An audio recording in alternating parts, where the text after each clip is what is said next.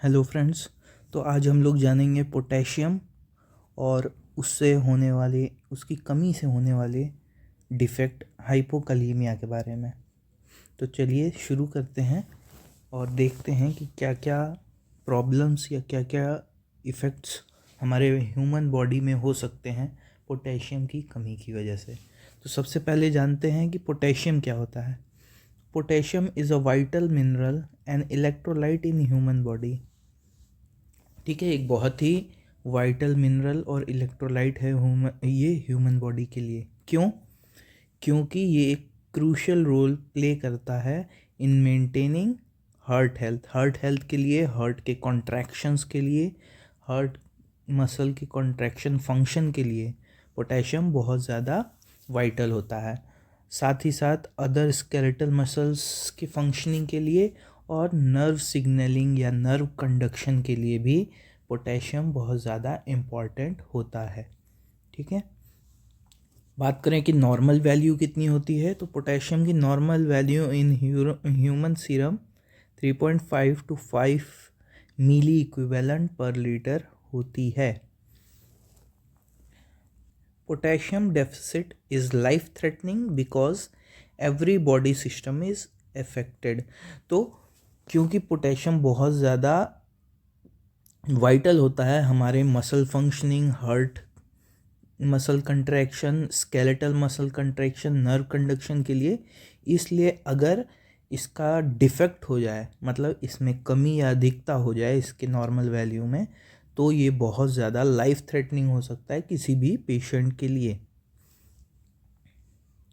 तो सबसे पहला डिफेक्ट जो इसकी कमी की वजह से होता है वो हमें देखना है। तो वो है क्या? हाइपोकलीमिया।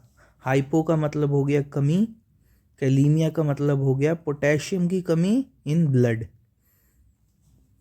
Serum potassium level less than 3.5 milli equivalent per litre अगर हो तो उसे हाइपोकैलीमिया कहेंगे। अगर हमारा सीरम पोटेशियम लेवल 3.5 से नीचे चला जाए, 3.5 मिली इक्विवेलेंट पर लीटर से नीचे चला जाए, तो उसे हम क्या कहेंगे? हाइपोकैलीमिया कहेंगे।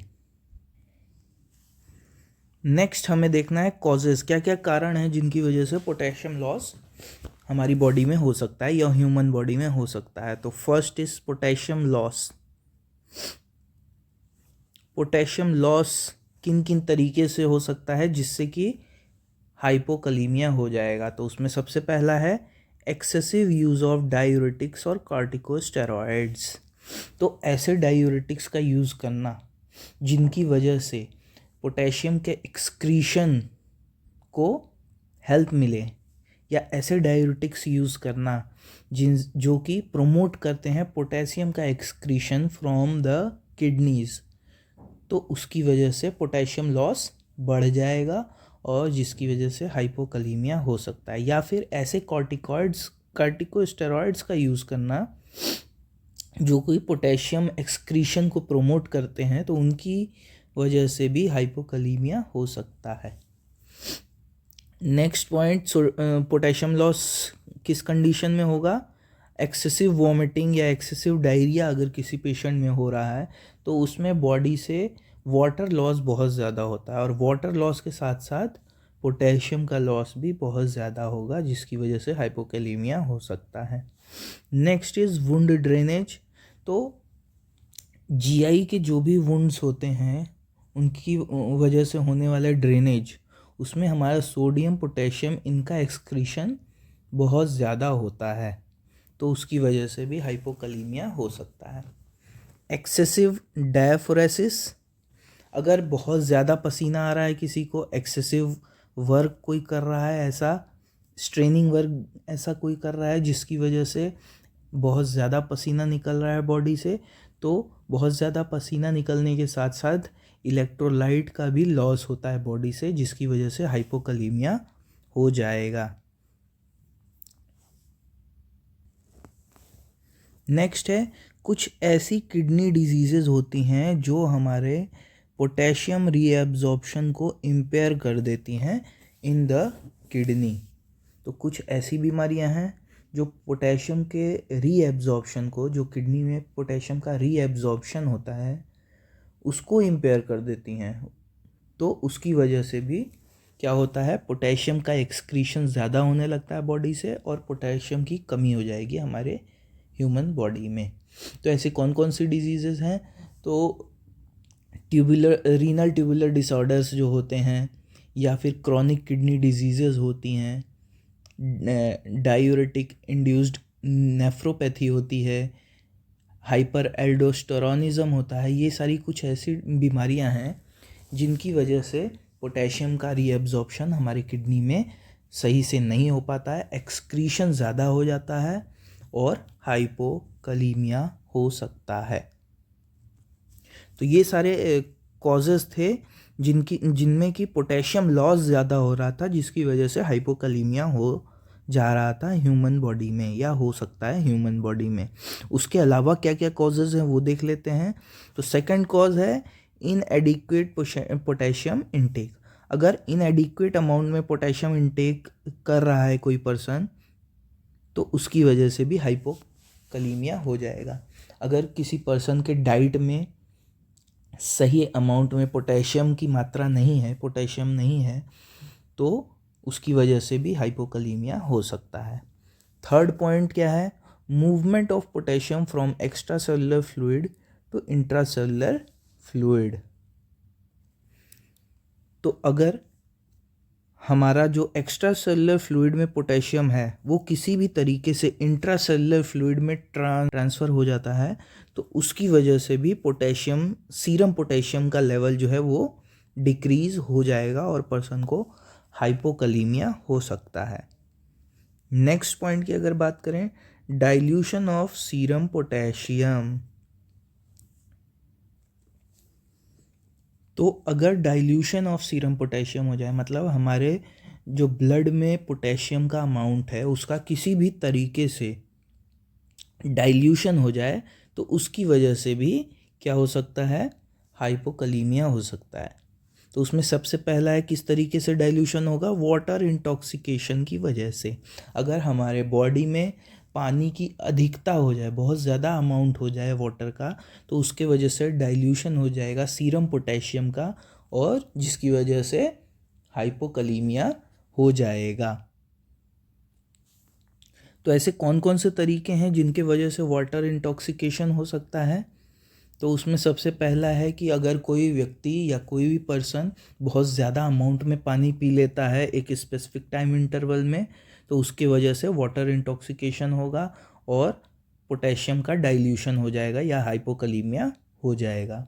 दूसरा, अगर कोई बहुत एंड्योरेंस स्पोर्ट खेलता है, मतलब जैसे एग्जांपल ले लेते हैं कि अगर मैराथन में किसी ने पार्टिसिपेट किया है, किसी पर्सन ने, और वो एक्सेसिव अमाउंट में, क्योंकि जब मैराथन में पार्टिसिपेट कर रहे हैं या किसी भी ऐसे स्पोर्ट्स में पार्टिसिपेट कर रहे हैं जिसमें बहुत ज़्यादा थर्स्टी फील हो रहा है, प्यास बहुत ज़्यादा लग रही है, तो उसमें उस टाइम पे पर्सन क्या होगा, स्पेसिफिक अमाउंट से ज़्यादा पानी पी सकता है, उसकी वजह से वाटर इंटॉक्सिकेशन हो सकता है।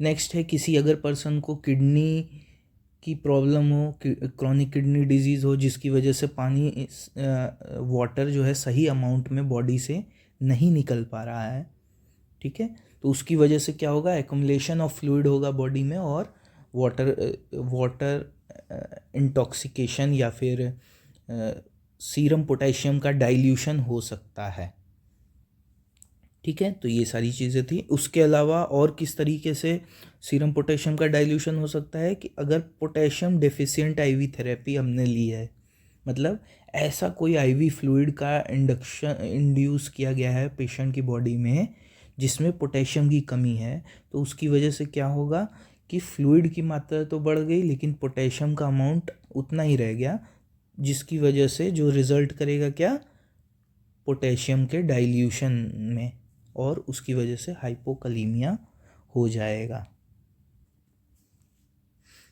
तो नेक्स्ट आगे हमें देखना है कि हमें क्या क्या असेसमेंट करना है किसी भी पेशेंट में अगर उसे हाइपोकलीमिया हो गया है तो सबसे पहला हम कार्डियोवैस्कुलर असेसमेंट करेंगे। तो उसमें हमें क्या मिलेगा, थ्रेडी, वीक और इरेगुलर पल्स हो गई है। क्योंकि हमारा जो पोटेशियम होता है वो कार्डियक फंक्शन को हैंडल करता है, ठीक है। तो उसकी वजह से कार्डियक मसल, अगर उस पोटेशियम की कमी हो गई है तो कार्डियक मसल्स जो हैं उनका कंट्रैक्शन सही से नहीं होगा, जिसकी वजह से थ्रेडी, वीक और इरेगुलर पल्स मिलेगी। और क्योंकि कार्डियक फंक्शन सही नहीं है, कार्डियक कंट्रैक्शन सही से नहीं हो रहे हैं, तो उसके वजह से जो पेरिफेरल पल्सेस फील होंगी वो बहुत वीक फील होंगी, ठीक है। उसके अलावा और क्या हो जाएगा, हाई ऑर्थोस्टैटिक हाइपोटेंशन भी फील हो सकता है पेशेंट को। ऑर्थोस्टैटिक हाइपोटेंशन क्या होता है? ऑर्थोस्टैटिक हाइपोटेंशन का मतलब है कि बैठी अथवा लेटी हुई स्थिति में अगर कोई पर्सन है और अचानक वो खड़ा हो जाता है तो उसका जो ब्लड प्रेशर है वो सडनली फॉल कर जाएगा, तो जिसकी वजह से उसे डिजीनेस, फेंटिंग वगैरह होने लगेगी, वीकनेस फील हो सकती है। तो ये भी क्यों होगा? क्योंकि कार्डियक फंक्शनिंग सही से नहीं हो रही है due to lack of potassium. Next देखेंगे रेस्पिरेटरी असेसमेंट्स हमें क्या क्या करनी है। तो शैलो इनएफेक्टिव रेस्पिरेशन हमें फील होंगे। क्यों? क्योंकि स्केलेटल मसल्स या रेस्पिरेटरी मसल्स की वीकनेस हो गई है। हमारे रेस्पिरेशन प्रोसेस को नॉर्मल चलाने के लिए हमें रेस्पिरेटरी मसल्स का प्रॉपर फंक्शनिंग चाहिए, साथ ही साथ स्केलेटल मसल का भी प्रॉपर फंक्शनिंग चाहिए, क्योंकि ये दोनों ही मसल्स क्या करती हैं, रेस्पिरेशन को सपोर्ट करती हैं। और अगर पोटेशियम की कमी है तो मसल वीकनेस की वजह से नॉर्मल कंट्रैक्शंस नहीं हो पाएंगे मसल के, जिसकी वजह से इनइफेक्टिव रेस्पिरेशन पेशेंट में देखने को मिलेगा। साथ ही साथ डिमिनिश्ड ब्रीथ साउंड में हमें मिलेगा, मतलब ब्रेथ साउंड बहुत कम फील होंगे। नेक्स्ट देखते हैं न्यूरोमस्कुलर असेसमेंट हमें क्या क्या करने हैं। तो due to lack of potassium किसी भी पेशेंट में एंजाइटी फील होने लगेगी, लेथार्जी लगने लगेगी, कन्फ्यूजन, कोमा जैसे प्रॉब्लम्स भी होने लगती हैं, क्योंकि फ्लूइड एंड इलेक्ट्रोलाइट इम्बैलेंस हो गया है पेशेंट में। साथ ही साथ स्केलेटल मसल वीकनेस हो जाएगी और फ्लैसिड पैरालिसिस हो जाएगा। अब फ्लैसिड पैरालिसिस क्या होता है? तो एक ऐसा कंडीशन है जिसमें कि हमारी जो मसल्स हैं वो वीक हो जाती हैं या लूज़ हो जाती हैं, जिसकी वजह से उनके जो कॉन्ट्रैक्शन की एबिलिटी है, कॉन्ट्रैक्शन करने की एबिलिटी ख़त्म हो जाती है और वो अपना जो वर्क है सही से नहीं कर पाएंगी। साथ ही साथ लॉस ऑफ टैक्टाइल डिस्क्रिमिनेशन भी हो जाता है पेशेंट में। अब लॉस ऑफ टैक्टाइल डिस्क्रिमिनेशन क्या होता है कि थ्रू सेंस ऑफ टच किसी भी पर्सन या किसी भी ऑब्जेक्ट की जो बनावट है उसको पहचानना, उसकी एबिलिटी लॉस कर देता है पर्सन, तो उसे लॉस ऑफ टैक्टाइल डिस्क्रिमिनेशन कहते हैं। नेक्स्ट गैस्ट्रोइंटेस्टाइनल में क्या क्या इफ़ेक्ट होंगे? तो क्योंकि मसल कॉन्ट्रैक्शंस नहीं हो पा रही हैं तो उसके वजह से decreased motility, hypo active bowel sounds feel होंगे, नोज़िया, वॉमिटिंग, कॉन्स्टिपेशन फील हो सकते हैं पेशेंट को, एब्डोमिनल डिस्टेंशन हो सकता है। अगर लेबोरेटरी फाइंडिंग्स की बात करें तो सीरम पोटेशियम का level less than 3.5 milli equivalent per litre होगा। Normal 3.5 milli equivalent per litre से 5 मिली इक्विवेलेंट पर लीटर होता है, लेकिन हाइपो कलीमिया में 3.5 से कम सीरम पोटेशियम लेवल हो जाएगा।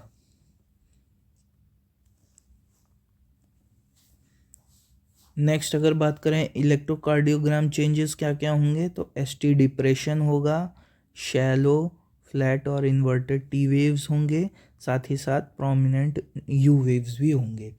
ये सारी चीज़ें क्या होती हैं आगे हम लोग आगे आने वाले वीडियोस में देखेंगे, लेकिन अभी के लिए बस इतना जानते हैं कि ये सारे प्रॉब्लम्स या ये सारे चेंजेस हमें देखने को मिलेंगे इलेक्ट्रोकार्डियोग्राम में या ईसीजी की रिपोर्ट्स में।